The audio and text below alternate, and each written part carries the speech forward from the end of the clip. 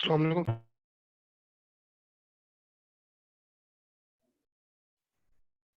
वालेकुम अस्सलाम। अस्सलाम वालेकुम बच्चों, उम्मीद है आप सब लोग खैर खैरियत से होंगे। वालेकुम सलाम सर।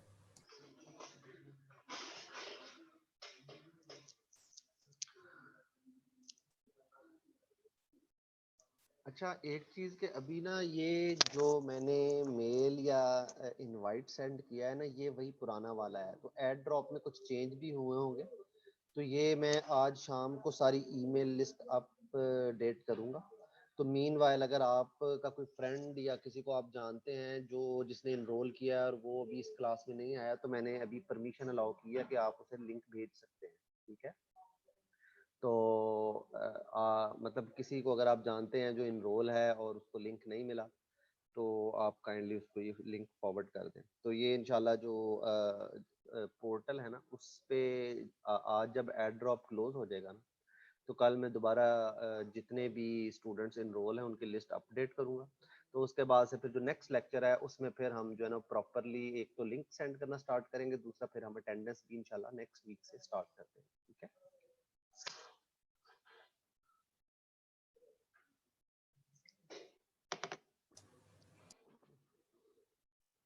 ओके जी,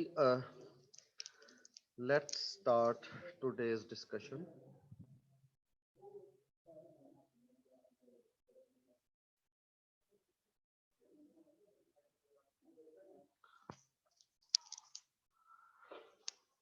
तो लास्ट टाइम हमने थोड़ा सा इंट्रोडक्शन लिया था डीप न्यूरल नेटवर्क्स का और डीप लर्निंग का, और हमने देखा था कि ये जो डीप लर्निंग या डीप न्यूरल नेटवर्क्स हैं, it's a branch of machine learning. और इस ब्रांच ऑफ मशीन लर्निंग में हम जो मशीन लर्निंग के प्रॉब्लम्स हैं वो हम न्यूरल नेटवर्क्स की मदद से सॉल्व करते हैं। मशीन लर्निंग के जो प्रॉब्लम्स हैं वो तीन टाइप के प्रॉब्लम्स हैं मशीन लर्निंग के। मशीन लर्निंग तीन किस्म के प्रॉब्लम सॉल्व करने में हमें हेल्प आउट करती है। सबसे पहला जो टाइप है और जिसमें बहुत ज़्यादा काम हुआ है वो है supervised learning. Supervised learning. Supervised learning में थोड़ा सा मैं इंट्रो दूंगा कि सुपरवाइज्ड लर्निंग में आपके पास इनपुट डेटा भी होता है। मतलब आपके पास इस किस्म के हालात होते हैं, ये आपके पास इनपुट डेटा है, ये आपके पास आउटपुट डेटा है, और आपके पास बहुत सारे सैंपल्स होते हैं इनपुट आउटपुट डेटा के। आपका टास्क ये है कि आपने एक ऐसा फंक्शन लर्न करना है जिसको अगर हम इनपुट पास करें तो वो हमें ये आउटपुट दे। ठीक है, इस फंक्शन के ऊपर मैं स्टैटिक लगा रहा हूँ, क्यों? क्योंकि ये फंक्शन जो है हम जानते नहीं है, ये एक रियल वर्ड फंक्शन है। फंक्शन आप सबको पता ही होगा, जैसे एक्स स्क्वायर अगर एक फंक्शन है तो हम कहते हैं जी के एक्स स्क्वायर में अगर मैं 2 पास करूं, फर्ज करें मेरा ये जो फंक्शन है ये एक्स स्क्वायर है, तो इसका मतलब है कि ये मेरी आउटपुट है, ये मेरा फंक्शन है, ये मेरी इनपुट है। ठीक है, अब मैंने अगर एक्स स्क्वायर फंक्शन करना है तो मैं इनपुट में अगर 2 पास करता हूं तो आपको पता है आउटपुट में मेरे पास 4 आंसर आ जाता है। सिमिलरली सुपरवाइज लर्निंग में हम क्या कर रहे हैं, हम ये इनपुट फंक्शन को पास कर रहे हैं और उससे हम ये आउटपुट चाह रहे हैं। अच्छा, अब ये आउटपुट जो है ना, ये आउटपुट एक प्रिडिक्शन है। इसका मतलब ये है कि फर्ज करें मैं इनपुट के तौर पे एक इमेज देता हूं और मैं फंक्शन क्या बना चाह रहा हूं, मैं ऐसा फंक्शन बनाना चाह रहा हूं जो मुझे बताए कि गिवन इमेज कैट इमेज है या नॉन कैट इमेज। ठीक है ना, तो अगर तो वो इमेज के अंदर बिल्ली बनी हुई है तो मुझे आउटपुट में क्या मिल जाए, 1।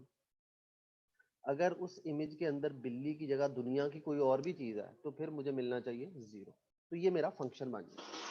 अब ये फंक्शन जो है ये हम लर्न करते हैं, क्यों? क्योंकि ये हमें पता तो नहीं होता, ये जो लर्निंग है ना, लर्निंग, यही लफ्ज जो है ये मशीन लर्निंग में लर्निंग को ज़ाहिर है कि हम एक्चुअली हमने स्टार्ट किया और उसके बाद हमने ये इनपुट आउटपुट पेयर्स से एक फंक्शन लर्न किया, और ये फंक्शन चूंकि हमने मशीन से लर्न किया इसलिए हम इस डिसिप्लिन को जो है मशीन लर्निंग कहते हैं।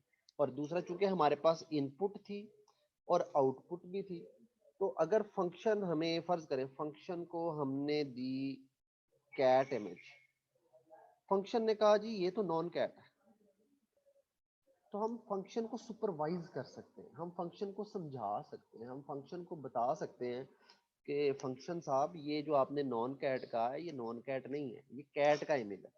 फंक्शन जो है वो अपने आप को लर्न कर लेगा। सिमिलरली फंक्शन को फर्ज करें हमने नॉन कैट दिया इनपुट के तौर पे, फंक्शन ने गलती से कह दिया जी ये तो बिल्ली का इमेज है, तो अब हमें चूंकि आउटपुट का पता है, हम फंक्शन को सुपरवाइज करेंगे, फंक्शन को कहेंगे नहीं ये नॉन कैट नहीं, ये कैट का इमेज है, ठीक है ना। Hence the word supervise learning, क्यों? क्योंकि इसमें हमारे पास एक सुपरवाइज का सिग्नल होता है। तो ये एक टाइप की लर्निंग है मशीन लर्निंग के अंदर, जिसे हम कहते हैं सुपरवाइज्ड लर्निंग। दूसरा जो मशीन लर्निंग में हमारे पास एक लर्निंग की टेक्निक है, उसे हम कहते हैं unsupervised learning. Unsupervised learning, unsupervised learning में हमारे पास सिर्फ इनपुट होती है, आउटपुट्स नहीं होती। ठीक है, मैं इस पे क्रॉस लगा रहा हूँ ये बताने के लिए कि हमारे पास इनपुट्स होती हैं, हमारे पास आउटपुट नहीं होती। और हम चाहते हैं कि हमारे जो फंक्शन है, यानी हम कोई ऐसा फंक्शन लर्न कर लें जो ये इनपुट लेके इसके अंदर से हिडन पैटर्न खुद ही ढूंढ ले, ठीक है, बगैर किसी सुपरविजन के। हेंस द वर्ड अनसुपरवाइज्ड, कि इसमें चूंकि आउटपुट नहीं है इसलिए हम इस फंक्शन को, जो फंक्शन हम लर्न करना चाह रहे हैं, उसको हम सुपरवाइज नहीं कर सकते। नो सुपरविजन, ठीक है, no supervision, so hence the word unsupervised learning. फिर एक जो तीसरी टाइप की लर्निंग है, जो शायद मैं सिर्फ नाम लिखूं, समझाने की कोशिश ना करूं क्योंकि वो थोड़ी सी मुश्किल है, वो है रीइंफोर्समेंट लर्निंग। रीइंफोर्समेंट लर्निंग, ये मैं अभी आपको नहीं बताऊंगा कि ये कैसे काम करती है। ये अगर आपको शौक हुआ तो आपको 5-6 लेक्चर्स के बाद मेरे से खुद पूछ लीजिएगा कि सर रीइंफोर्समेंट लर्निंग क्या होता है, ठीक है। तो ये थी मशीन लर्निंग। अब मशीन लर्निंग में मैंने अर्ज किया कि ये हमारे पास 3 ही तरह के प्रॉब्लम है, ठीक है, एक सुपरवाइज लर्निंग है, एक अनसुपरवाइज लर्निंग है, एक रीइंफोर्समेंट लर्निंग है। अब जब हम इन प्रॉब्लम्स को न्यूरल नेटवर्क्स से सॉल्व करने की कोशिश करते हैं तो उस डिसिप्लिन को हम कहते हैं डीप लर्निंग, ठीक है। अच्छा, ये डीप का लफ्ज क्यों है? इसलिए कि ये जो न्यूरल नेटवर्क है इनमें एक कॉन्सेप्ट होता है डेप्थ का, ये हमें थोड़ी देर में 15-20 मिनट तक समझ में आता है। तो इसका मतलब है कि ये मशीन लर्निंग की डोमेन है और ये इसके अंदर डीप लर्निंग। तो अगर आपसे कोई पूछे कि डीप लर्निंग क्या होती है तो आपने ये कहना है कि डीप लर्निंग का मतलब है कि हमने मशीन लर्निंग वाले काम करने हैं लेकिन डीप न्यूरल नेटवर्क्स यूज करते हैं, ठीक है। काम इसमें भी हमने ये 3 ही करने होते हैं, हमने सुपरवाइज लर्निंग करनी होती है, या हमने अनसुपरवाइज लर्निंग करनी होती है, या हमने रीइंफोर्समेंट लर्निंग करनी होती है, लेकिन इसके लिए हमने डीप न्यूरल नेटवर्क्स यूज करने होते हैं। ओके जी, इस पॉइंट तक किसी भी बच्चे के ज़हन में अगर कोई क्वेश्चन है तो वो पूछ ले बेटा, फिर हम आगे चलते हैं कि ये न्यूरल नेटवर्क होता क्या है, ठीक है ना। पहले तो हमें पहले तो हमें पता होना कि न्यूरल नेटवर्क क्या होता है, फिर आगे हम बात करेंगे कि जी फिर बाकी डीप न्यूरल नेटवर्क क्या होते हैं, ये अच्छे क्यों हैं, ये बुरे क्यों हैं, और मशीन लर्निंग के मुकाबले में ये कब अच्छा परफॉर्म करते हैं और कब बुरा परफॉर्म करते हैं, एंड सो ऑन, इस किस्म के related concept. So any question till this point? Sir deep learning में सारी सुपरवाइज लर्निंग होती है? नहीं बेटा, डीप लर्निंग का जो ज्यादा जो बेनिफिट दिया है ना इसने ह्यूमन रेस को, वो सुपरवाइज लर्निंग में दिया। यानी कि आप यूं समझें कि अगर 100% फायदा हुआ है ना इंसानों को डीप लर्निंग से, तो उसमें से 80% फायदा जो है ना वो सुपरवाइज्ड लर्निंग से हुआ। इसका ये मतलब नहीं है कि ये रीइंफोर्समेंट लर्निंग में काम नहीं करते या ये अनसुपरवाइज्ड लर्निंग में काम नहीं करते, ये बिल्कुल करते हैं और बहुत अच्छा करते हैं। लेकिन हमारे पास जो एप्लीकेशन है, क्लास में बेटा, हमारे पास जो एप्लीकेशंस है ना जिन पे ज्यादा हमने काम किया है, जैसे कंप्यूटर विजन की, नेचुरल लैंग्वेज प्रोसेसिंग की, और फोटो टैगिंग की, स्पीच रिकग्निशन की, मशीन ट्रांसलेशन की, ये बेटा ज्यादातर जो एप्लीकेशंस है ना ये सुपरवाइज्ड लर्निंग वाली एप्लीकेशन, ठीक है? Okay sir. Okay ji, so let's now talk about what is a neural network, ठीक है ना? What is a neural network? हम एक बड़ी आसान सी एग्जांपल ले लेते हैं। फर्ज करें कि आपके पास 6 घरों का डाटा है, ठीक है? डाटे का मतलब ये है कि आपके पास 6 घरों का साइज है और आपके पास उनकी प्राइस है। अब आपने एक फंक्शन लर्न करना है कि जिसमें आप घर का साइज दें तो घर की प्राइस मिल जाए, ठीक है? तो एक बड़ी सादी सी चीज है कि आप ये जो हमारी प्लेन होती है कार्टेशियन प्लेन, आपको पता है ना इसमें एक्स वाई हम प्लॉट कर सकते हैं कि जी एक्स एक्सिस पे ये वैल्यू है और वाई एक्सिस पे ये है, तो हम ऐसे इधर निशान लगा दें। फिर एक दूसरा घर जो है वो, अच्छा ये क्या है, ये घर का साइज है एक्स एक्सिस पे। ये क्या है, ये घर की प्राइस है वाई एक्सिस पे। तो हमारे पास 6 घरों का डाटा था, तो इसका मतलब है कि अब हम इस प्लेन के अंदर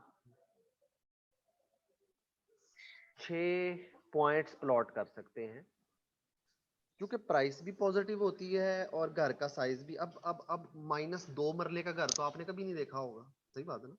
सिमिलरली -2 लाख का भी कोई चीज नहीं मिलती। तो इसका मतलब है कि ये एरिया जो है ना ये हमारे लिए यूजलेस है। तो हमें चूंकि प्राइस भी पॉजिटिव होती है और घर का साइज भी पॉजिटिव होता है, तो इसलिए हम सिर्फ इसी क्वाड्रेंट के अंदर इंटरेस्टेड है जिसमें एक्स और वाई दोनों पॉजिटिव होंगे। सही है ना? ये बात समझ में आ गई है ना? क्योंकि देखें प्राइस, कभी नेगेटिव प्राइस आप में से किसी ने देखी है कि जी -4 लाख रुपए की? No. No sir. Exactly. Similarly घर का साइज कभी सुना है कि -4 मरले का? No sir. एग्जैक्टली। तो इसलिए तो फिर ये जो मैंने ना क्रॉस लगाए हैं, तो अब आपको जेहन में आ जाना चाहिए कि हम क्यों ये पॉजिटिव वाला एरिया सिर्फ यूज कर रहे हैं, ठीक है? ओके जी, अब हमने फर्ज करें कि ये 6 घर जो थे ना, उसका साइज इतना था, प्राइस इतनी थी, उसका पॉइंट इधर आ गया। इसका साइज इतना था, प्राइस इतनी थी, पॉइंट इधर आ गया। हमने ना ये कुछ 6 घरों के पॉइंट लगा लिए। अब हमें किसी ने कहा कि यार ये 7वां घर है, इसका ये साइज है, जरा इसकी कीमत तो बताओ, इसकी कीमत प्रिडिक्ट करो, ठीक है ना? अब हमारे पास 6 घरों का डेटा तो मौजूद था। हमने देखा कि यार ये काम तो बड़ा आसान सा है। अगर हम इन घरों को एक लाइन से जोड़ दें, मसलन ये फर्ज करें ये एक लाइन है, ठीक है ना? ये जो रेड से लगाई है मैंने, ये लाइन ऑलमोस्ट घरों का डाटा जो है ना उसको कैप्चर कर रही है। इस लाइन को वैसे बाय द वे एक इसको नाम देते हैं, इसे हम कहते हैं लीनियर रिग्रेशन, ठीक है? तो ये लाइन एक्चुअली क्या है, ये लीनियर रिग्रेशन है।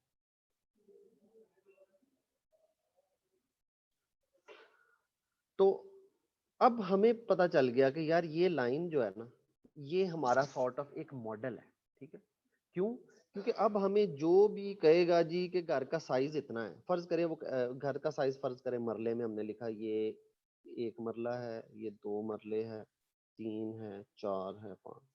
किसी ने कहा जी मुझे तुम 3.5 मरले के घर का बल्कि 1 2 3 2.5 मरले के घर का रेट बताओ। हमने क्या किया, हमने कहा यार वो 2.5 मरले का घर जो है उसका साइज ये है। हमने एक लाइन ऐसे प्लॉट की, उसके बाद हमने देखा कि ये लाइन जो है ये वाई एक्सिस पे कुछ इस जगह कट करेगी।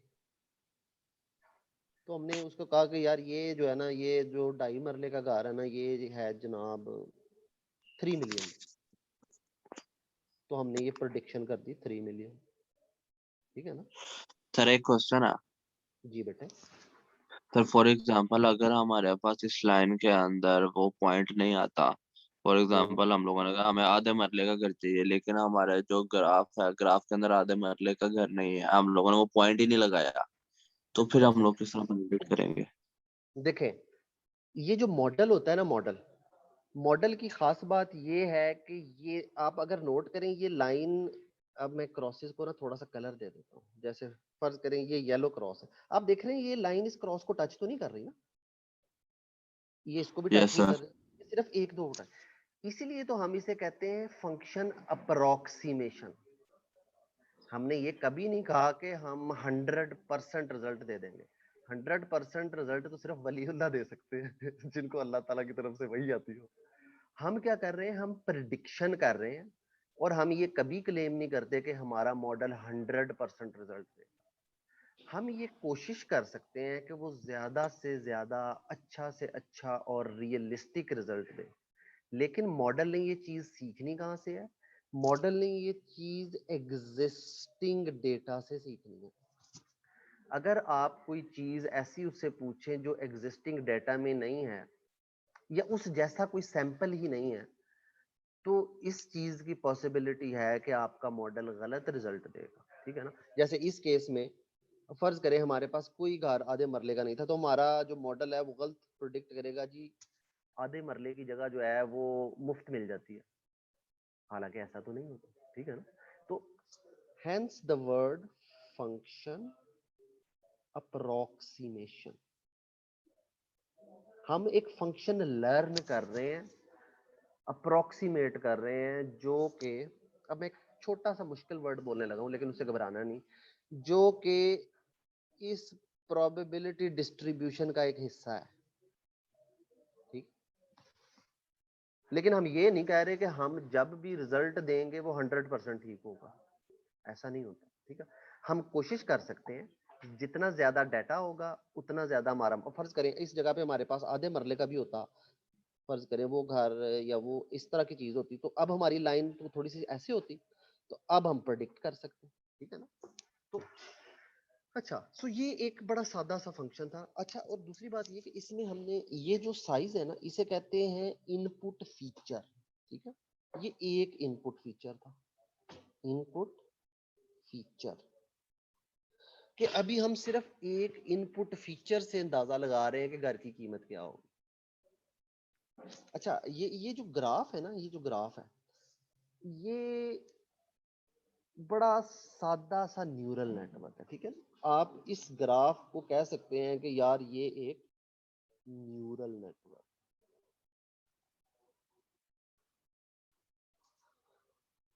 एक न्यूरल नेटवर्क है, और ये ऐसा न्यूरल नेटवर्क है जिसमें सिर्फ एक न्यूरॉन है। ठीक है। न्यूरॉन क्या होता है? एक सिंपल मैथमेटिकल फंक्शन। अब ये लाइन जो है, इसमें हम थोड़ी सी मुरम्मत लगा लेते हैं, क्योंकि हमें पता है नेगेटिव एरिया में कुछ नहीं होना, तो हम ये लाइन ऐसे जोड़ देंगे। ठीक है ना।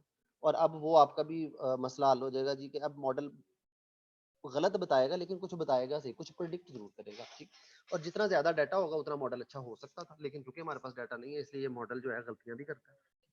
ओके, सो ये जो सिंपल मैथमेटिकल फंक्शन है ना, न्यूरॉन, ये एक न्यूरॉन है। अब ये न्यूरॉन क्या है? ये, इसको हम एक गोल दायरे से ज़ाहिर करेंगे, ये एक फंक्शन है, इसको मैं एफ स्टेरिक से। अच्छा, ये जो अप्रोक्सीमेशन फंक्शंस है ना, इनको मैं हमेशा एफ स्टेरिक से ज़ाहिर किया करूंगा, ठीक है। तो जब भी मैं एफ स्टेरिक लिखूं, आपने ये समझ जाना है कि मैं एक लर्निंग फंक्शन या एक ऐसे फंक्शन की बात कर रहा हूं जो हमने न्यूरल नेटवर्क से सीखने की कोशिश की है। कोशिश मैं इसलिए कह रहा हूं कि 100% ठीक नहीं होगा, हमने लर्निंग की कोशिश की है, हमने लर्न किया है, अब ये कुछ ना कुछ तो मिलता है। तो अब इसमें इनपुट क्या जा रही है, इसमें इनपुट साइज जा रहा है, आउटपुट क्या आ रही है, आउटपुट प्राइस आ रही है, ठीक है। तो ये हमारा एक सिंपल सा न्यूरल नेटवर्क। अच्छा, बाय द वे, ये जो शक्ल आपको नजर आ रही है ना, ये वाली, ये एक बहुत मशहूर जमाना न्यूरॉन है जो डीप लर्निंग में बहुत ज्यादा यूज होता है। अभी मैं इस न्यूरॉन का नाम भी बता देता हूं, लेकिन आगे जाके हम इसको फिर तफसील से डिस्कस करेंगे। इसका नाम है रीलू, रेक्टिफाइड लीनियर यूनिट, ठीक है। तो इट्स अ न्यूरॉन। तो अब सर हमें ये आइडिया हो और गया। जी जी पूछिए। सर ये एक्टिवेशन फंक्शंस में ये चीज यूज होती है जो रीलू और जी सिग्मॉइड वगैरह होते हैं सर। जी जी बेटा, ये असल में मैं ना बड़े तरीके से ना बेस बिल्ड कर रहा हूँ। ओके अगर मैं ओके सर अचानक ओके अभी एक्टिवेशन फंक्शन की फायरिंग कर दूंगा ना, आप में से आधे लोग घबरा के भाग जाएंगे। ठीक है ना। ओके सर ओके तो sir. You see I am building a story ताकि आप ना ये आराम आराम से चीजों को समझ सके। आपकी बात बिल्कुल ठीक है, लेकिन अभी हमें ये नहीं ना पता कि एक्टिवेशन फंक्शन होता क्या है। Yes sir. तो वो हमें थोड़ी देर में जब पता चलेगा तो फिर हम ज्यादा इस चीज को रिलेट कर सकेंगे। अभी मैंने सिर्फ इसलिए कहा था कि ये एग्जांपल देने के लिए ये एक बहुत मशहूर न्यूरॉन, ठीक है। Okay, so this is one neuron, यानी कि ये ऐसा न्यूरल नेटवर्क है जिसमें सिर्फ एक न्यूरॉन है। अब फर्ज करें हमें किसी ने कहा कि यार आपको हम और भी फीचर दे देते हैं, हम आपको घर का साइज तो चूंकि आपके पास है ही, हम आपको ये भी बता देते हैं कि उसमें नंबर ऑफ बेडरूम्स कितने हैं। क्यों? क्योंकि हो सकता है एक घर जो है वो एक कनाल का हो लेकिन उसमें कमरा एक ही हो। वो फिर इसका मतलब है कि वो फिर सही प्रेडिक्ट तो नहीं कर रहा ना कि घर की कीमत क्या होनी चाहिए। तो हमें एक और फीचर मिल गया कि उस घर में कितने कमरे बने हुए हैं। दूसरा, हमें ये एक और फीचर किसी ने कहा जी हम आपको बता देते हैं कि उसका पोस्टल कोड क्या है, यानी लोकेशन क्या है। अब एक घर जो है वो डिफेंस के अंदर है, दूसरा घर जो है वो कैंची के अंदर है। कैंची का पता है ना किधर है? Yes sir. बिल्कुल। तो अब देखें, साइज दोनों का सेम है, लेकिन एक घर डिफेंस में है और एक कैंची में है। कोई फर्क होगा उनकी प्राइस में? Yes sir. Yes sir. बिल्कुल जमीन ठीक है आसमान का। बट सर कैंची तो कमर्शियल एरिया का। नहीं नहीं, कमर्शियल एरिया नहीं, हम सिर्फ रेजिडेंशियल की घर की बात कर रहे हैं। मैंने इसीलिए घर कहा है, घर। फिर फर्क है सर। हाँ, मैंने दुकान नहीं जी कहा। कैंची का काम होगा। एग्जैक्टली मैं यही कह रहा हूँ ना कि ये इसका मतलब है कि ये जो लोकेशन है ये भी एक फीचर है। सिमिलरली हमें ये भी बताया गया जी कि उस एरिया में एवरेज इनकम क्या है लोगों की, ये भी हमें बता दिया गया। अब ये फीचर्स हैं। हम अब अगर हम एक ज्यादा अच्छा मॉडल बनाना चाहें तो हम देख सकते हैं कि यार ये जो साइज और बेडरूम्स है ये मिल के हमें बताते हैं कि ये वाला घर जो है कितनी बड़ी फैमिली को सपोर्ट कर सकता है। फैमिली साइज, अब देखें हमें ये फैमिली साइज का फीचर किसी ने दिया नहीं था, हमने ये साइज और बेडरूम से निकाल लिया कि अगर साइज उसका कनाल है और बेडरूम उसमें 8 है तो इसका मतलब है कि ये एक 8 या 10 लोगों की फैमिली को सपोर्ट कर सकता है, ठीक है ना। ये एक नया फीचर हमें पता चल गया। सिमिलरली पोस्टल या लोकेशन एक फीचर है। अब अगर ये डिफेंस में है तो इसका मतलब है कि इसके इर्द गिर्द होटल भी होंगे, इसके इर्द गिर्द शॉपिंग मॉल भी होंगे अच्छे, इसके इर्द गिर्द ब्रांड्स की दुकानें भी होंगी, काफी सारी जो अमेनिटीज ऑफ लाइफ है वो ज्यादा होंगी। तो हमें एक नया फीचर सिर्फ लोकेशन से क्या मिला कि अमेनिटीज बहुत अच्छी हैं इस इलाके की, ठीक है। ये फीचर हमें किसी ने दिया नहीं था, ये हमने पोस्टल से निकाल लिया। सिमिलरली अगर ये वेल्थ और पोस्टल से हमें आइडिया हो जाएगा कि इधर हो सकता है जिम, स्विमिंग पूल या और इस किस्म का 5 स्टार होटल भी हो, ठीक है। और या इधर अच्छे जो है बहुत ही अच्छे किस्म के स्कूल हो, वो जिनकी फीस 2-2.5 लाख रुपए महीने की होती है, something like that. I don't know कौन से होते हैं। शोएफात मेरे ध्यान में आ रहा है। और भी कोई ऐसा स्कूल है लाहौर में? Sir baker house. नहीं यार, बीकन हाउस सस्ता है यार, वो कुछ 26-27 हजार में गुजारा हो जाता है। मैं तो लाख से ऊपर वालों की बात कर रहा हूँ। लकास। हाँ, लकास और सर एचएसएन भी है। शोएबात और एचएसएन, ये एलएससी भी है सर। बिल्कुल। यूएमटी। नहीं, यूएमटी तो यार बैचलर करा रही है, तुम लोग कौन सा नर्सरी की क्लास पढ़ रहे यस सर, यूएमटी बेटा अभी तुम बहुत शुक्र महंगी करो, है तुम सर। तो ना शुक्र करो तुम एमबीबीएस नहीं कर रहे। एमबीबीएस की फीस पता है कितनी है प्राइवेट? सर 35 लाख है मेरे ख्याल में। ओ नो, ये 8 मिलियन। 8 million sir. ओ यस 5 साल की। अब 8 सर फिर मिलियन बंदा जी बंदा जो है 8 मिलियन में कारोबार कर लेता है। अच्छा जी सर। लेकिन कई लोगों को आपको पता है कि डॉक्टर बनने का बड़ा शौक होता है एमबीबीएस, तो वो कहते हैं चलो यार बच्चे को बना ही लेते हैं। सर जैसे डिफेंस आपके में कर ले लेता हूँ। Yes sir. सर कराची की यूनिवर्सिटी है, उसमें मेरे ख्याल से 5 मिलियन तो उसकी पर सेमेस्टर फीस है। ये असल में यार मैं आगा खान की। हाँ, एक दफा गया हूँ इसलिए मुझे आइडिया नहीं। अच्छा जी, अच्छा चलो अब हम वापस अपने न्यूरल नेटवर्क की तरफ आते हैं। अच्छा, अब ये जो न्यूरल नेटवर्क है, ये इसमें हमने ये 3 न्यूरॉन लगाए। पहले ये जो पीछे वाला न्यूरल नेटवर्क था, इसमें याद है एक ही न्यूरॉन था, लेकिन अब इसके अंदर 3 न्यूरॉन है, और ये न्यूरॉन क्या करते हैं, ये 2 फीचर लेके ये एक तीसरा फीचर ढूंढ लेता है, ये एक फीचर लेके एक और फीचर ढूंढ लेता है, ये एक फीचर लेके एक और फीचर ढूंढ लेता है, और अब ये तीनों फीचर मिल के डिसाइड करते हैं कि इस घर की प्राइस क्या हो। ठीक है ना? तो इसका मतलब है कि हमारा ये वाला जो मॉडल है, ये थोड़ा सा कॉम्प्लेक्स है इस मॉडल से जो हमने पहले एक फीचर से बनाया था। और इस मॉडल की इसका मतलब है कि प्रेडिक्शंस जो हैं वो ज्यादा अच्छी होंगी। क्या ख्याल है? सही बात है ना? Yes sir. अच्छा, ये पोस्टल क्या लिखा हुआ है? पोस्टल अमेनिटीज होता है जिंदगी की डिफरेंट सहूलतें। ये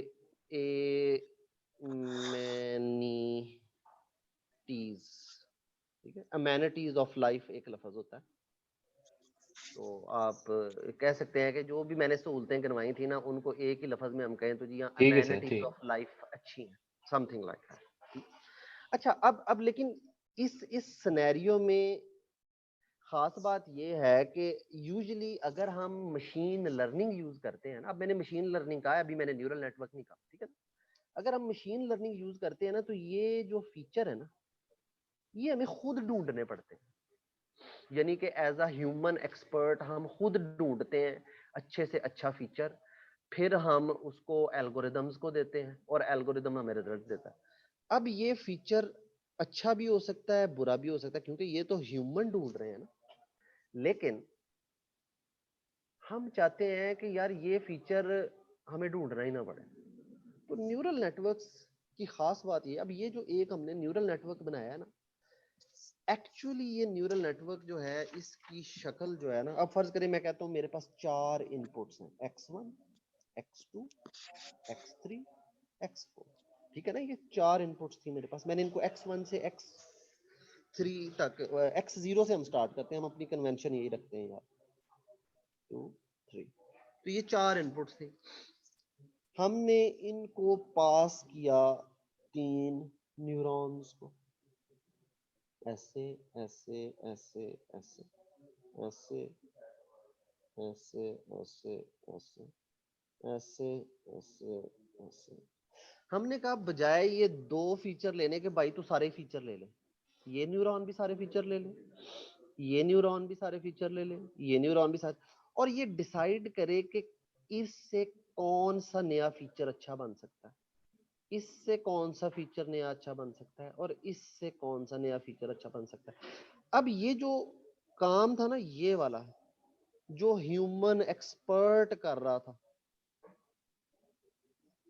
इसे बाय द वे कहते हैं फीचर एक्सट्रैक्शन या फीचर इंजीनियरिंग, कि आप एग्जिस्टिंग इनपुट डेटा से ऐसे फीचर ढूंढें जिससे आपकी प्रेडिक्शन अच्छी हो जाए। इस काम को हम कहते हैं फीचर एक्सट्रैक्शन या फीचर इंजीनियरिंग। ये बड़ा मुश्किल काम है, मसलन हमें अजीब व गरीब टेक्निक यूज करनी पड़ती हैं, कभी हम स्टैट की मूवमेंट्स यूज करते हैं, कभी हम जो है वो डिफरेंट किस्म के मैथमेटिकल ऑब्जेक्ट्स यूज करते हैं, कभी हम एलिप्टिक कर्व्स यूज करते हैं। तो ये बड़ा मुश्किल काम है और इसमें ना बड़ी एक्सपर्टीज चाहिए होती है, और इतनी एक्सपर्टीज के बाद भी गारंटी नहीं होती कि आपने जो फीचर निकाले हैं वो अच्छे हैं या बुरे हैं। ये तो आप तभी, मतलब आपने ये फीचर दिए मॉडल को, मॉडल ने प्रेडिक्शन गंदी कर दी तो आपकी सारी मेहनत जाया हो गई। तो ये फीचर एक्सट्रैक्शन या फीचर इंजीनियरिंग जो है ना, ये बड़ा लेबोरियस काम है और ये बड़ा बोरिंग काम भी। लेकिन जो न्यूरल नेटवर्क्स है ना, वो क्या करते हैं, उन्हें फीचर इंजीनियरिंग की जरूरत ही नहीं होती। हमने ये चारों बेसिक फीचर इनको उठा के दे दिए, इन्हें कहा भाई तू खुद ही डिसाइड कर ले कि इधर क्या फीचर अच्छा आना चाहिए, इधर क्या फीचर अच्छा आना चाहिए, इधर क्या अच्छा आना चाहिए, और इन फीचर से फिर तू हमें बता दे कि हमारे घर की प्राइस क्या है। ठीक है ना? तो इसका मतलब है कि न्यूरल नेटवर्क ना सिर्फ प्रेडिक्शन कर रहे हैं, ये ऑटोमेटिक फीचर एक्सट्रैक्शन भी कर रहे हैं। ठीक है ना? ये इनकी ब्यूटी है कि ये इनको एक हद से ज्यादा फीचर एक्सट्रैक्शन की जरूरत नहीं होती और ये रॉ इनपुट पे काम कर सकते हैं। ठीक है? अच्छा, गिवन, मतलब अगर हमारे पास sufficient number of input output pairs हैं। अब ये इनपुट आउटपुट पेयर्स का क्या मतलब है कि हमारे पास ये चारों फीचर थे, घर की प्राइस थी, फिर चारों फीचर थे, घर की प्राइस थी, हमारे पास ये यही था ना, इनपुट और आउटपुट पेयर। अब हमारे पास फीचर 4 हो गए लेकिन प्राइस ये होगी। अगर हमारे पास sufficient number of input output pairs हो तो न्यूरल नेटवर्क्स जो है they are remarkably good at learning function which maps inputs to outputs. और उसमें फायदा ये है कि ये जो दरमियान के फीचर हैं ये भी हमें निकालने नहीं पड़ते, ये भी न्यूरल नेटवर्क खुद ही डिसाइड कर लेता है कि यार ये वाला फीचर जो है ये अच्छा लग रहा है। अच्छा, मजे की बात ये है कि अब मैं ना इनको थोड़ा सा कलर दे देता हूँ। फर्ज करें ये रेड न्यूरॉन है, फर्ज करें कि ये पर्पल न्यूरॉन है, और फर्ज करें कि ये ग्रीन न्यूरॉन है। मजे की बात ये है कि ये जो रेड न्यूरॉन है ये चारों फीचर्स की इनपुट लेगा और अपनी मर्जी से डिसाइड करेगा कि इधर कौन सा अच्छा फीचर होना चाहिए। पर्पल न्यूरॉन इनपुट लेगा और एक डिफरेंट नया फीचर डिसाइड करेगा कि क्या होना चाहिए। ग्रीन न्यूरॉन ये चारों इनपुट्स लेगा और अपनी मर्जी से डिसाइड करेगा कि क्या अच्छा फीचर इस जगह पे होना चाहिए। तो इसका मतलब है कि अब हमारी ये जो न्यूरॉन्स हैं ये ऑटोमेटिकली खुद डिसाइड कर रहे हैं इस इनपुट और आउटपुट पेयर्स को देख के कि ये दरमियान में कौन से ऐसे अच्छे फीचर हों कि ये प्राइस बिल्कुल ठीक प्रोडिक्ट हो जाए। ओ, ये मेरी डिवाइस को कोई रोला हो गया। अच्छा चलो कोई बात नहीं, काम चलाने की ऐसी कोशिश कर लेते हैं। 1 मिनट के लिए अगर मैं स्टॉप शेयर करके ये ना दोबारा करता हूँ तो शायद हमारा ये मसला हल हो जाए। ठीक है? तो इस पॉइंट तक आपके ज़हन में अगर कोई क्वेश्चन है तो आप प्लीज पूछ लीजिए। Any question till this point कि न्यूरल नेटवर्क में खास बात क्या है? एक तो ये वो सारे काम कर लेते हैं जो मशीन लर्निंग करती है। दूसरी इनकी खास बात ये है कि इसमें फीचर एक्सट्रैक्शन की जरूरत नहीं पड़ती। ये जो ह्यूमन इतनी मेहनत करके फीचर एक्सट्रैक्ट करते हैं ना, न्यूरल नेटवर्क कहता है कि आप मुझे, ये क्या मसला हो गया, डिवाइस को डिस्कनेक्ट करके कनेक्ट करें, हो जाएगा सही। इंटरनेट को नहीं डिवाइस को, ये पेन Zoom को पेन को अच्छा कोडी यार, ये यार लेकिन इसमें तुम लोगों का टाइम बड़ा जाया होगा। Yes sir. अच्छा, कोई तो बात नहीं सर, उतनी देर तक हम जो है डिस्कशन जारी रखते हैं। अच्छा जी, इस पॉइंट तक अब आप लोगों के ज़हन में कोई क्वेश्चन है तो वो बताइए मुझे। Any question till this point? Sir मैंने एक सवाल पूछना था कि जी आपने एक बताइए। ग्राफ बनाया था और उस पे आपने लीनियर रिग्रेशन की लाइन बनाई थी, जी बेटा। तो उस लाइन पे जो स्पेसिफिक पॉइंट्स थे वो न्यूरॉन्स थे, तो वो लाइन क्या थी? नहीं जी, मैं दोबारा बताता हूँ बेटा। वो जो लाइन थी ना, ये मेरा ख्याल आप ये इस वाले एरिया की बात कर रही हैं, है ना? जी। हाँ, अब इसमें बेटा ये जो पॉइंट थे ना, ये हमारे घरों का डेटा था, ठीक है ना? मैंने बताया था कि हमारे पास 6 घरों का डेटा है। घर का डेटे का क्या मतलब है? हमारे पास घर का साइज है और उसकी प्राइस है। घर का साइज है और उसकी प्राइस है। हमने ये जो पॉइंट्स आपको नजर आ रहे हैं ना क्रॉस के अंदर, ये क्रॉस हमने प्लॉट कर लिए इस क्वाड्रेंट में, और उसके बाद हमने एक ऐसी लाइन ड्रॉ की जो इन तमाम घरों को के मतलब पॉइंट्स को टच करने की कोशिश करती है, या इसका डिस्टेंस इनसे कम होता है। अच्छा, इसकी मैं टेक्निकल डिटेल में नहीं जा रहा। इसमें हमें पता है कि एक चीज होती है, ये जिनको समझ में आ रही है वो समझ लें कि एक चीज होती है मीन स्क्वायर्ड एरर। तो हम लाइन ऐसे ड्रॉ करते हैं कि मीन स्क्वायर्ड एरर मिनिमाइज हो जाए। लेकिन अगर किसी को ये बात समझ में नहीं आ रही तो जस्ट डोंट वरी, वो सिर्फ ये समझ ले कि हमने लाइन इस तरह ड्रॉ करनी है कि वो सारे घरों के पॉइंट जो हैं उनसे करीब से करीब तरो, ठीक है? मतलब कि तो बेस्ट अब फिट हो। हाँ, आप बेस्ट फिट एक बहुत अच्छा लफ्ज है, बिल्कुल सही, कि वो बेस्ट फिट हो।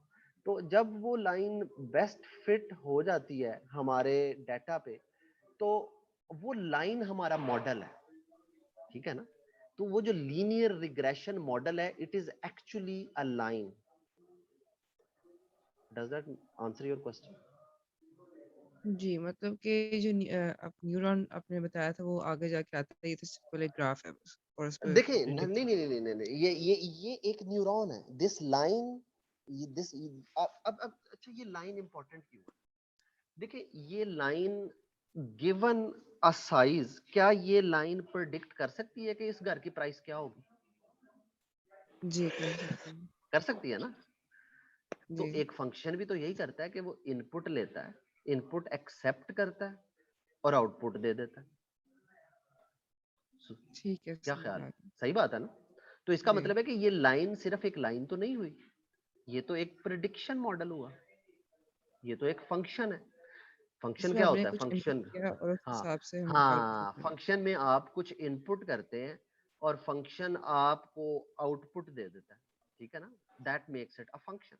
और फिर मैंने अर्ज किया था कि ये जो लाइन आपको नजर आ रही है, ये जो फंक्शन आपको नजर आ रहा है, ये फंक्शन एक्चुअली एक न्यूरॉन है जो हम डीप लर्निंग में बहुत ज्यादा यूज करते हैं, ठीक है ना?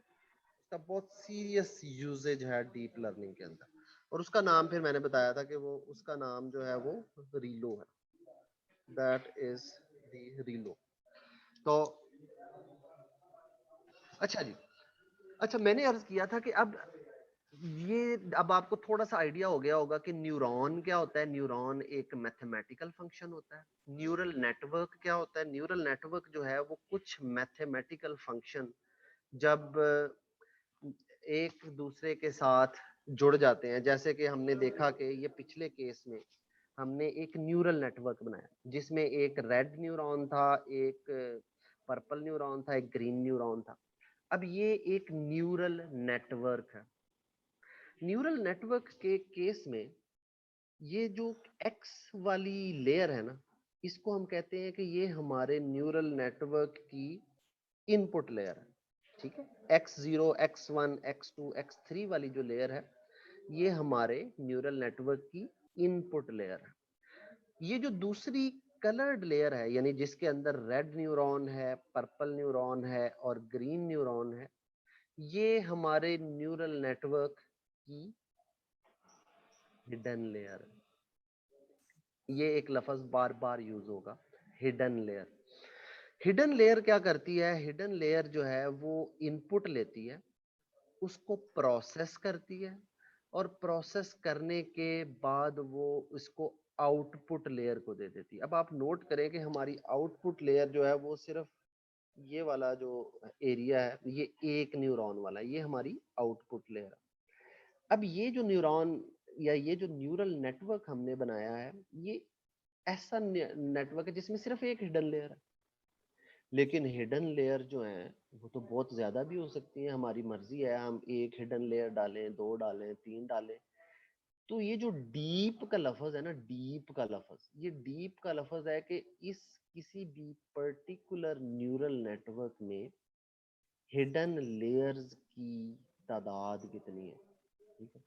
तो एक नेटवर्क 2 लेयर्स डीप हो सकता है, 3 लेयर्स डीप हो सकता है, और अगर मैं कहूँ कि आजकल हम ऐसे न्यूरल नेटवर्क यूज कर रहे हैं जो 150 लेयर्स डीप हैं, तो ये झूठ नहीं, ये एक सच्ची बात, ठीक सर है। मैंने एक और सवाल पूछना है कि जी बेटा आपने कहा पूछिए। है कि कितनी लेयर्स हैं, तो अगर किसी से यहाँ 3 आपने न्यूरॉन्स बनाए हैं, तो अगर मैं 4 5 6 करूँगी तब लेयर्स बढ़ेंगी, और या अगर मैं इस न्यूरॉन के 3 न्यूरॉन्स के सामने और मैं 3 आगे डाल दूंगी कि जी पहले जी जी यहाँ जी से प्रोसेस हाँ होके आगे जाए, तो बेटा, ये व्हाट इज देयर? हाँ मुझे समझ में आ गया आपका क्वेश्चन। बाकियों के लिए ये बेटी का क्वेश्चन ये है कि ये जो 3 कलरफुल न्यूरॉन्स हैं, क्या ये एक लेयर है या ये 3 लेयर है? तो बेटा इसका जवाब ये है कि ये तीनों एक लेयर है।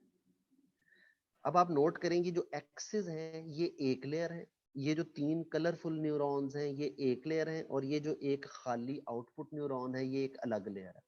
तो इसका मतलब है कि अगर आपने लेयर डालनी है तो वो आउटपुट से पहले 1 या 2 या 3 न्यूरॉन और होंगे, तो that would make another layer, and और उसके बाद आप एक और लेयर डाल सकते हैं। अच्छा, ये लेयर क्यों सर डालते हैं ये बेटे? बेटे सर ये जो हिडन लेयर है, सपोज के यहाँ पर रेड पर्पल और ग्रीन 3 हमारे पास नोड्स हैं, तो जी आगे आप एक और हिडन लेयर लगाते हैं, उसका साइज भी 3 होना चाहिए या वो साइज चेंज हो सकता है नोड्स का? अच्छा हाँ, अब बेटा ये जो चीज है ना, ये चीज आती है प्रैक्टिस से और उस प्रॉब्लम से जो आप सॉल्व करना चाहते हैं। एक चीज याद रखें कि न्यूरल नेटवर्क का डिजाइन जो है ना, ये प्रैक्टिस से आता है। मसलन आप फर्ज करें, अब ये तो घर की प्राइस प्रेडिक्शन का प्रॉब्लम था, अब फर्ज करें आप सॉल्व कर रहे हैं जी कि गिवन टेक्स्ट जो है ये पॉजिटिव सेंटीमेंट है या नेगेटिव सेंटीमेंट है, ये एक डिफरेंट प्रॉब्लम है। आप एक नया प्रॉब्लम सॉल्व कर रहे हैं कि गिवन पिक्चर बिल्ली की पिक्चर है या नॉन कैट पिक्चर है, ये एक डिफरेंट प्रॉब्लम है। अब आप एक तीसरा प्रॉब्लम सॉल्व कर रहे हैं कि गिवन जो सीक्वेंस है ये इंग्लिश का सीक्वेंस है या फ्रेंच का सीक्वेंस है, ये एक और problem. You see there are different problems. Neural network क्या है? It's a tool to solve problem. आपने ऐसा न्यूरल नेटवर्क बनाना है, बनाने का मतलब है, अब आप बनाने का मतलब समझ जाएंगे कि बनाने का मतलब है आपने उसका डिजाइन ऐसा करना है कि वो आपके प्रॉब्लम के लिए अच्छी फंक्शन अप्रोक्सीमेशन लर्न कर सके। Does that make sense? क्यों जी? Yes sir. जी यस सर। कुछ आइडिया हो गया? Good Yes, sir. Okay so अच्छा जी, मैंने अर्ज किया था कि जो न्यूरल नेटवर्क है वो हमारे पास वैसे लिटरेचर में अच्छा पहले हम बात कर लें कि ये न्यूरल नेटवर्क, जैसा कि मैंने अर्ज किया था, इनकी सबसे ज्यादा जो एप्लीकेशन है वो सुपरवाइज्ड लर्निंग में। सुपरवाइज्ड लर्निंग में इन्होंने बड़ा काम किया है। जैसे मैंने एक दो एग्जांपल में आपको दी भी हैं मैंने कि एनएलपी होती है नेचुरल लैंग्वेज प्रोसेसिंग, यानी कि आपने रिटर्न टेक्स्ट से कोई काम करना है, फिर रिटर्न टेक्स्ट से प्रेडिक्शन करनी है। एनएलपी में बड़ा काम है न्यूरल नेटवर्क्स का। फिर मशीन ट्रांसलेशन, ये जो गूगल ट्रांसलेटर आप यूज कर रहे हैं ये भी एनएलपी की एक एप्लीकेशन है। कंप्यूटर विजन में बड़ा इसका काम है। फिर इसका मेडिकल इमेजिंग में कि आपने ये कैंसर का जो ट्यूमर है ये डिटेक्ट करना है एमआरआई इमेजेस से, उसमें इसका बड़ा काम है। अच्छा, और मजे की बात ये है कि ये जितने आप एड्स देखते हैं ना डिफरेंट वेबसाइट्स पे, ये भी न्यूरल नेटवर्क की, मतलब ये कोई अच्छी एप्लीकेशन तो नहीं है, लेकिन ये ऑनलाइन एडवर्टाइजिंग जो है ना ये सीरियस यूज करती है न्यूरल नेटवर्क्स का। कैसे यूज करती है? इनपुट के तौर पे ये एक एड लेती है और यूजर की इन्फो लेती है और ये प्रेडिक्ट करती है कि इस इन्फो और इस एड के मुताबिक ये बंदा इस एड पे क्लिक करेगा या नहीं करेगा, यस या नो। है ना सुपरवाइज्ड लर्निंग का प्रॉब्लम। तो अगर तो न्यूरल नेटवर्क प्रेडिक्ट कर देता है यस, तो वो ऐड जो है आपको दिखा देते हैं और इसका चांस होता है कि वो आपके इंटरेस्ट का है, तभी तो न्यूरल नेटवर्क ने प्रेडिक्ट किया कि हाँ ये बंदा इस पे क्लिक करेगा। तो ये ऑनलाइन एडवर्टाइजिंग इटसेल्फ जो है $1 बिलियन की इंडस्ट्री है, और ये डीप न्यूरल नेटवर्क्स का बहुत ज्यादा इस्तेमाल करती है, डिपेंडिंग अपॉन आपके जितनी भी यूजर इन्फो का मतलब ये जितने कुकीज वगैरह आप सेव करते हैं, जितनी आप इंफॉर्मेशन है, जितनी आपकी क्लिक की हिस्ट्री है, वो सारी हिस्ट्री और ऐड उसके मुताबिक फिर न्यूरल नेटवर्क बताता है कि ये कितना चांस है, ये कितनी प्रोबेबिलिटी है कि गिवन बंदा इस ऐड पे क्लिक करेगा या नहीं करेगा, और वो फिर ऐड जो है वो डिसाइड किया जाता है कि आपको दिखाया जाए या ना दिखाया जाए। सिमिलरली ऑडियो अगर आपकी इनपुट है तो न्यूरल नेटवर्क ऑडियो यानी स्पीच सिग्नल को एज अ इनपुट एक्सेप्ट करेंगे और आपको उसकी टेक्स्ट ट्रांसक्रिप्ट क्रिएट कर दें। यानी अब मैं जो बोल रहा हूँ कि दिस इज अ बुक, ये एक स्पीच सिग्नल है ना, ये तो ऑडियो है ना, तो न्यूरल नेटवर्क ये स्पीच की जो फॉर्म है ये एक्सेप्ट करेगा और उसके बाद उस स्पीच फॉर्म से वो रिटन टेक्स्ट जनरेट कर देगा। ये जो ओके गूगल है ये यही करता है, आप जो बोलते हैं ये पहले उसका रिटन टेक्स्ट क्रिएट करता है और उस रिटन टेक्स्ट को फिर सर्च एपीआई में डालता है और वो सर्च के रिजल्ट्स आ जाते हैं। ये एक बहुत इंपॉर्टेंट एप्लीकेशन है और इस किस्म की एप्लीकेशन को by the way time series applications भी कहते हैं। फिर न्यूरल मशीन ट्रांसलेशन तो पहले ही मैंने अर्ज किया। तो ये सारी जो एप्लीकेशंस है ना, ये सारी सुपरवाइज्ड लर्निंग जो है उसकी वजह से ये सारी पॉसिबल है। तो जिसलिए जब मैंने कहा था कि अगर हम ये समझें कि 80% ऑफ यूजफुलनेस जो है न्यूरल नेटवर्क की that is due to the supervise learning, तो ये कोई गलत बात नहीं हो। सो अच्छा, अब हाँ सॉरी, इस पॉइंट तक किसी भी बच्चे के ज़हन में अगर कोई क्वेश्चन है तो please go ahead ask. Sir question का आंसर करते हैं, चैट में लिखा है। यार वैसे ही पूछ ले यार, चैट जरा देखनी मुश्किल होती है। सर न्यूरल का एक्चुअल मीनिंग क्या है? लाइक वो तो पता है ना, नर्व सिस्टम में होता है, लेकिन यार इसका ये ना पर्पस क्या है? लाइक प्रेडिक्शन में न्यूरल्स ही क्यों यूज कर रहे हैं? मैं थोड़ा सा आपको आइडिया दे देता हूँ। देखिए ह्यूमन बीइंग जो है ना वो हमेशा से नेचर से फैसिनेट होते रहे, ठीक है ना। अब हमने परिंदे देखे, परिंदे देख के हमने एरोप्लेन बनाए, ठीक है, पहले तो हमारे पास कॉन्सेप्ट नहीं था। इसी तरह हमने हॉर्सेस देखे तो हमने उनसे इंस्पायर होके हॉर्स पावर वाली गाड़ियां बनाई। तो ये जो ह्यूमन ब्रेन है ना, ह्यूमन ब्रेन जो है ये जितने भी एक्शंस करता है ना बॉडी के अंदर, ये बिलीव किया जाता है कि this is done using particular cells जिन्हें हम न्यूरॉन्स कहते हैं, ठीक है। ये न्यूरॉन्स क्या हैं? ये जितने भी मतलब लिविंग थिंग्स है ना, उनके अंदर एक सेल्स है और ये सेल्स मिल के डिसीजन करते हैं। यानी आपके ब्रेन के अंदर मिलियंस ऑफ न्यूरॉन्स है और उनका कोई बायोलॉजिकल स्ट्रक्चर है। तो चूंकि वो मिलियंस ऑफ न्यूरॉन्स मिल के आपकी विजन को कंट्रोल कर रहे हैं, आपकी हियरिंग को कंट्रोल कर रहे हैं, आपकी डिसीजन मेकिंग को कंट्रोल कर रहे हैं, तो हमने कहा कि यार अगर human brain millions of small cells से मिलके ये सारे डिसीजन कर सकता है, तो हम ऐसा करते हैं कि हम यही टेक्निक यूज करके डिसीजन मेकिंग की कोशिश करते हैं। लर्निंग क्या है? डिसीजन मेकिंग ही है ना, कि ये चीज की प्राइस क्या होगी, या ये बंदा ये ऐड देखेगा या नहीं देखेगा, या ये जो स्पीच बोली गई है ये एक्चुअली ये टेक्स्ट होगा, ये क्या है? ये डिसीजन मेकिंग।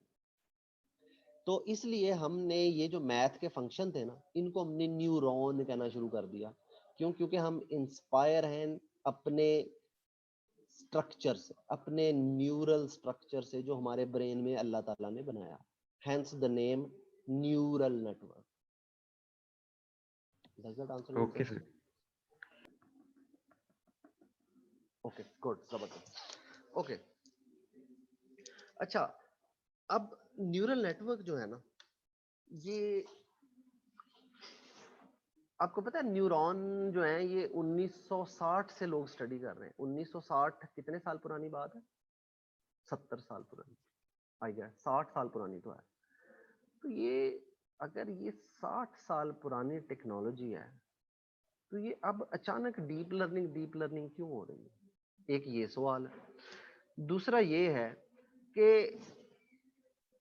ये जो हम सुपरवाइज लर्निंग करते हैं, इसमें आपने नोट किया होगा कि हमारे पास अब ये जो घरों का डाटा जो था, इस डाटा की एक शेप थी, लेकिन अगर आप नोट करें तो हमारे पास अब जो वेव फॉर्म्स हैं, यानी जो स्पीच वाली मैंने एग्जांपल दी थी, ये स्पीच तो वेव फॉर्म है, इसका तो कोई स्ट्रक्चर ही नहीं।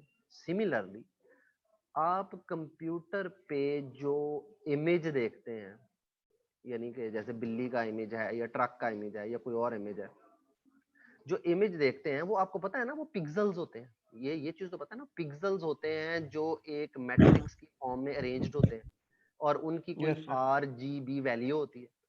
अब यस सर। हमें तो यस वो पूरी तस्वीर कलर चेंज चूंज करके नजर आ जाता है ये बिल्ली है या नहीं। कंप्यूटर के लिए तो वो नंबर है और उनका कोई स्ट्रक्चर भी नहीं है, ठीक है ना। तो इसका मतलब है कि हम ये जो डाटा है ना, ये डाटा इसको हम दो मेजर कैटेगरीज में डिवाइड कर सकते हैं। एक तो है हमारे पास स्ट्रक्चर्ड डेटा। ओ हमारा पेन मैजिकली ठीक हो गया, थैंक्स गॉड। यस, जबरदस्त। अच्छा जी, एक तो हमारे पास है स्ट्रक्चर्ड डेटा।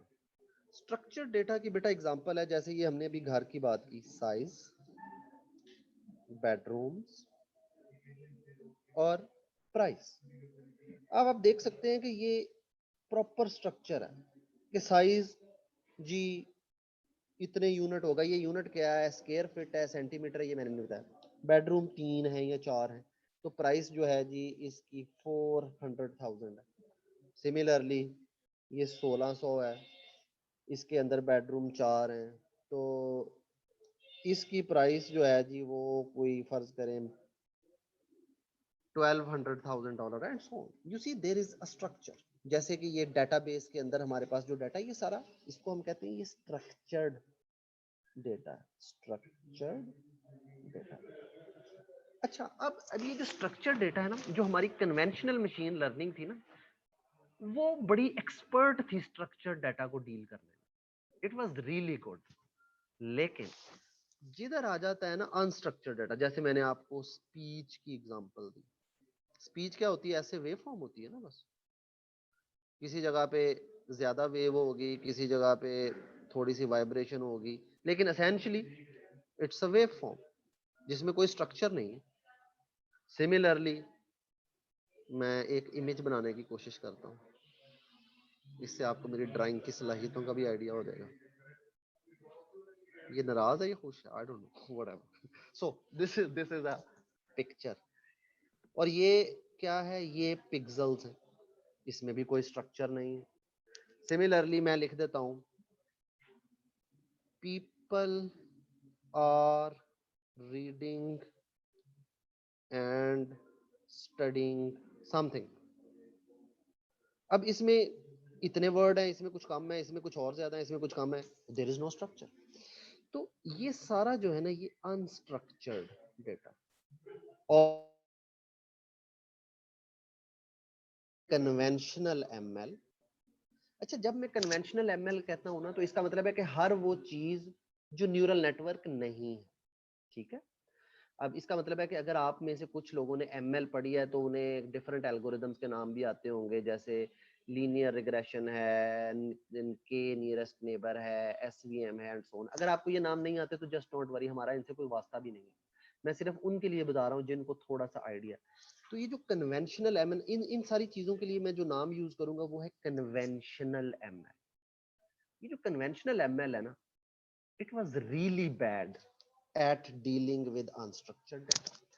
ये इतनी बुरी है अनस्ट्रक्चर्ड डाटा को डील करने में कि आप अंदाजा नहीं कर सकते। फॉर एग्जांपल मैं आपको बताता हूँ कि ये जो कन्वेंशनल एमएल के एल्गोरिदम है ना, जब हमने इनसे कहा ना कि आप बताएं कि गिवन तस्वीर बिल्ली है या नॉन कैट है, तो इनकी एक्यूरेसी पता कितनी थी? 50%, 52%, 53%।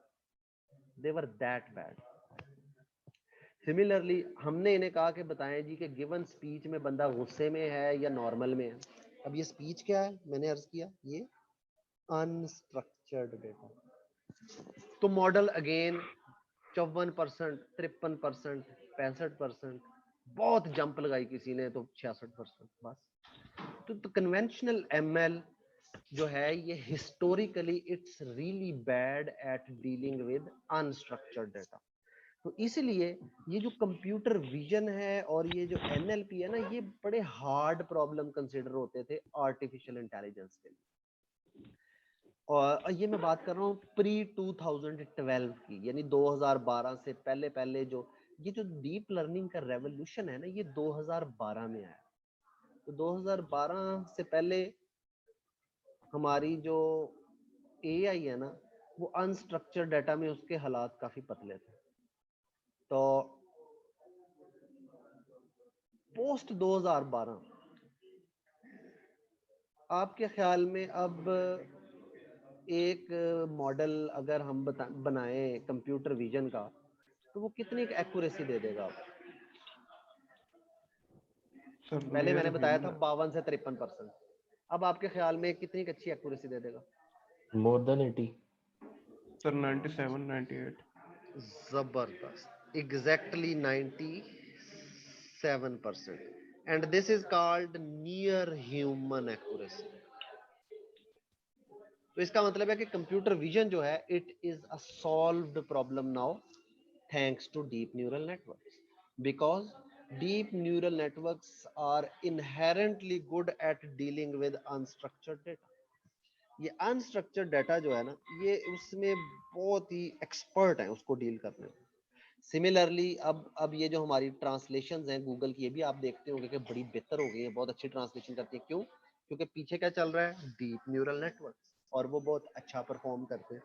तो हमारे पास ये याद रखिए कि स्ट्रक्चर डाटा में कन्वेंशनल एमएल स्टिल बहुत अच्छी है, और बाज दफा स्ट्रक्चर डाटा में वो न्यूरल नेटवर्क से अच्छा भी परफॉर्म कर सकती है।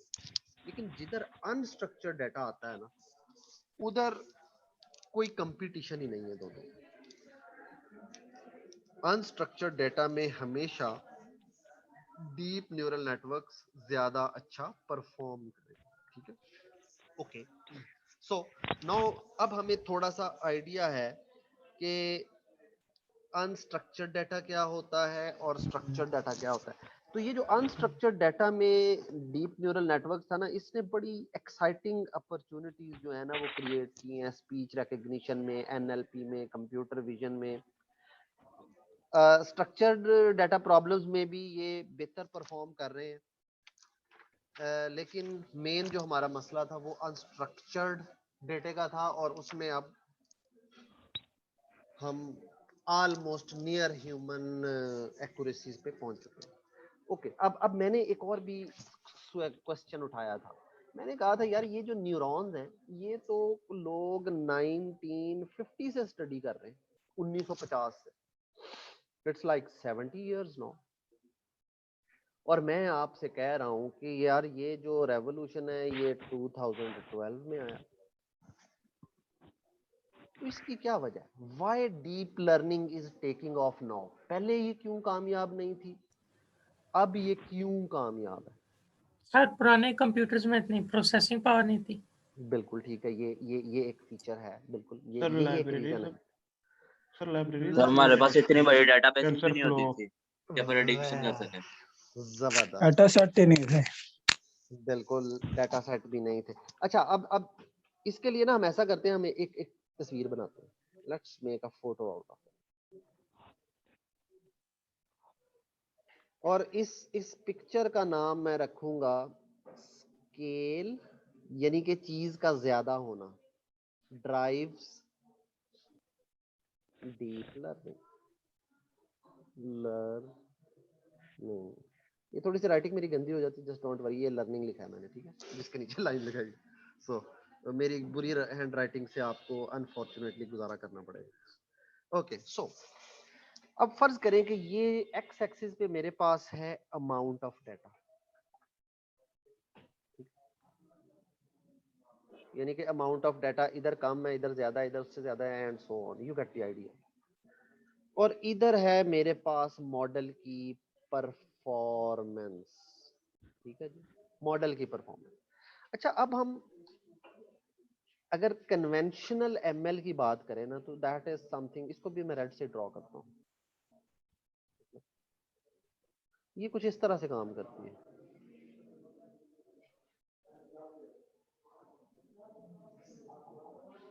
इस लाइन का क्या मतलब है?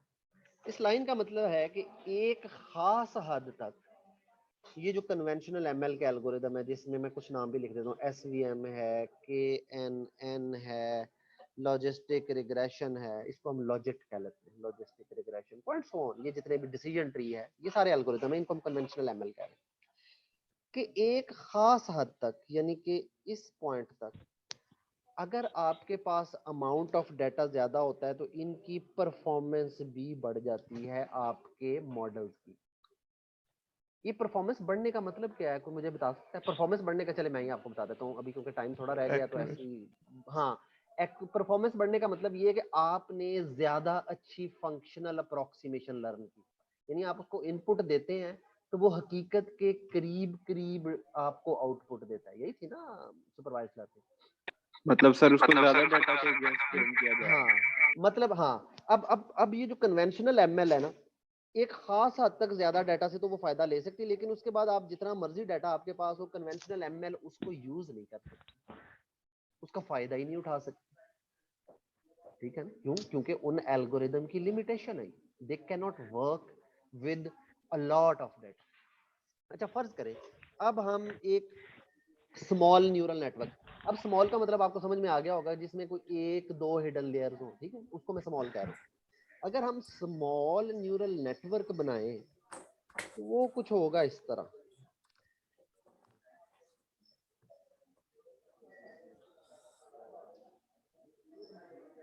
स्मॉल एनएन, स्मॉल एनएन जो है वो थोड़ा सा डाटा ज्यादा हो तो वो उसको यूज कर लेता है। अब हम फर्ज कर लेते हैं कि हम बनाते हैं medium NN.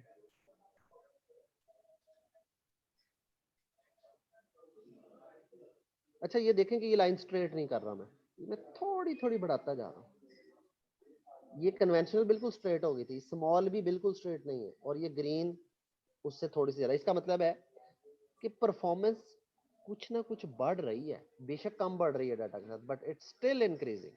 So this is medium NN. Medium NN आप ले लें जिसमें कोई 8 से 10 लेयर्स हो न्यूरॉन्स की, ठीक है, तो उसको हम मीडियम एनएन कह देते हैं। तो मीडियम एनएन जो है वो अमाउंट ऑफ डाटा से फिर भी कुछ ज्यादा फायदा उठा लेते हैं। लेकिन when we talk about big NN, so they are something like this. जितना मर्जी आप उनको डाटा देते जाएं वो और mature mature mature mature mature mature होते चले जाएं। इसका मतलब है कि उनके अंदर लिमिटेशन ही नहीं है कि डाटा ज्यादा हो गया कोई मसला नहीं, वो और ट्रेन हो जाएंगे, और डाटा आ गया है वो और ट्रेन हो जाएंगे, वीडियो डाटा आ गया है वो और अच्छे ट्रेन हो जाएंगे, एंड सो ऑन। तो इसका मतलब है कि ये जो स्केल है ना, स्केल यानी कि चीजों का ज्यादा होना। अब वो चीजों का ज्यादा होना क्या है? ये जो स्मॉल एनएन है ना, इसमें जो ट्रेनेबल पैरामीटर्स है। अब आपको पता है न्यूरल नेटवर्क में हमने न्यूरॉन को ट्रेन करना है ना, तो हम अब इनको मैं ट्रेनेबल पैरामीटर कह रहा हूँ कि जी ये जो ट्रेनेबल पैरामीटर्स हैं न्यूरॉन्स के अंदर,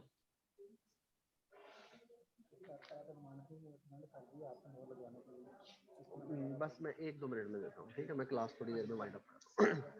ओके, सॉरी, वो साथ थोड़े से एडमिनिस्ट्रेटिव काम भी आते रहते हैं। अच्छा, तो मैं अर्ज ये कर रहा था कि स्केल का मतलब ये है कि इस जगह पे हमारे पास होंगे कोई हंड्रेड्स में वेट्स, इस जगह के होंगे हमारे पास लाइक 10K वेट्स, और इस जगह पे होंगे हमारे पास मिलियंस ऑफ वेट्स, ठीक है।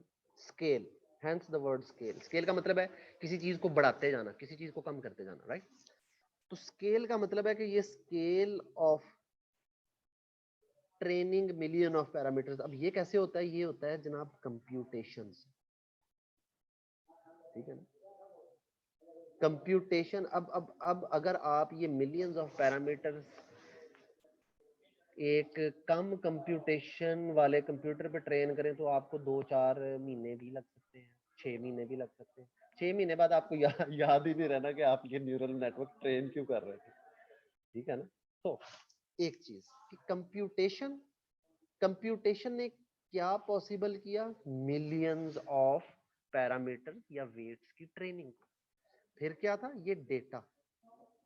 अब आपको पता है कि डेटा जो है इंतहाई तेजी से क्रिएट हो रहा है।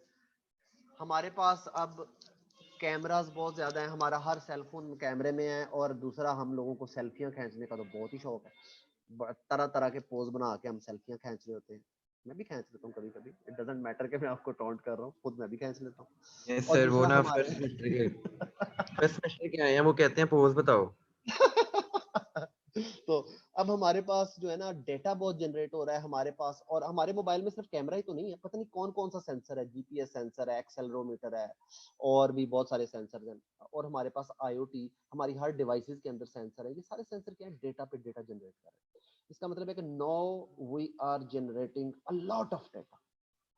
तो ये जो और डीप लर्निंग की खास बात क्या है, जितना मर्जी डाटा दे तो ये उस बेहतर से बेहतर होती जाएगी। डाटा से तो ये घबराती ही नहीं है। कन्वेंशनल एमएल का क्या मसला था, एक हद तक डाटा यूज करती थी, उसके बाद वो डाटा जितना मर्जी आ जाए वो सीख ही नहीं सकती उससे, वो उसकी लिमिटेशन है। सो अगेन इसका मतलब है कि कंप्यूटेशन भी और डेटा भी, ये दो चीजें जो हैं, ये जो है they actually drive the scale. क्यों? क्योंकि 2012 से पहले हमारे पास कंप्यूटेशनल रिसोर्सेज भी कम थे। आपने ये भी सुना होगा कि यार ये डीप लर्निंग जीपीयू पे ट्रेन होती है ना? सुना है? यस सर, हाँ, पूरा कोर्स मेरा मॉडल ख्याल, पे ट्रेन होता है। हाँ कूडा कोर्स मॉडल पे।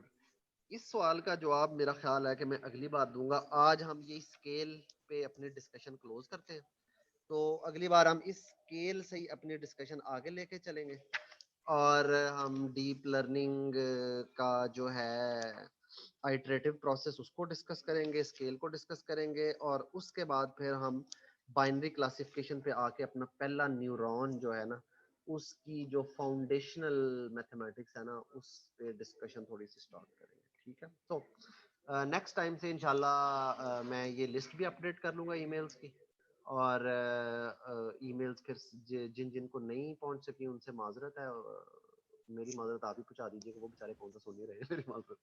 तो इंशाल्लाह सी यू ऑन। अच्छा, आपके ज़हन में अभी तक कोई क्वेश्चन है तो प्लीज पूछ लें, नहीं otherwise sir, then I'll let you guys go now। Sir attendance मतलब कि होगी कि नहीं आप लेंगे नहीं, आज नहीं होगी, आज नहीं होगी। नेक्स्ट टाइम सर, से हम लेक्चर के स्टार्ट में कर लिया करेंगे अटेंडेंस।